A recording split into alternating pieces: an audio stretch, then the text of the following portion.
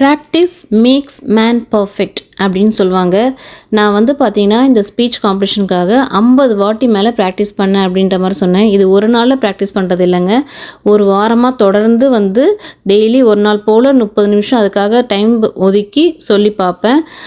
நம்ம வந்து பைஹார்ட் பண்ண மாதிரி சொன்னோன்னு வச்சுக்கோங்களேன், கேட்குறவங்களுக்கு அந்தளவுக்கு இன்ட்ரெஸ்டிங்காக இருக்காது நம்ம ஸ்பீச்சு. ஸோ அதனால் வந்து இது வந்து நம்ம நேச்சுரலாக அந்த ஸ்பீச் வந்து வரணும். நம்ம ஹார்ட்லேருந்து சொல்கிற மாதிரி இருக்கணும்.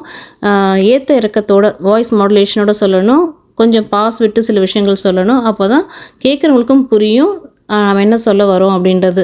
ஸோ இதெல்லாம் மைண்டில் ஏற்றிக்கிட்டு இந்த வாட்டி நான் கான்ஃபிடென்ட்டாக போய் என்னோடய ஸ்பீச் காம்படிஷனை ஃபேஸ் பண்ணுறேன். என்னோட 7th ஸ்டாண்டர்டில் மைக்கு முன்னாடி நிற்கிறேன். நான் எப்படி ப்ரிப்பேர் பண்ணிட்டு வந்தேனோ அதே மாதிரி பேசி முடித்தேன். Totally silent. எனக்கே ஒரு நிமிஷம் என்னடா கரெக்டாக பேசியிருக்கோமா அப்படின்ற மாதிரி இருந்தது. அதுக்கப்புறம் பார்த்தீங்கன்னா மடன் கை தட்டினாங்க. அப்போ தான் கொஞ்சம் கான்ஃபிடென்ட் வந்தது, நம்ம கரெக்டாக தான் பேசியிருக்கோம் அப்படின்னு சொல்லிட்டு. அந்த ஸ்பீச் காம்படிஷனில் எனக்கு 3rd ப்ரைஸ் கிடச்சிதுங்க.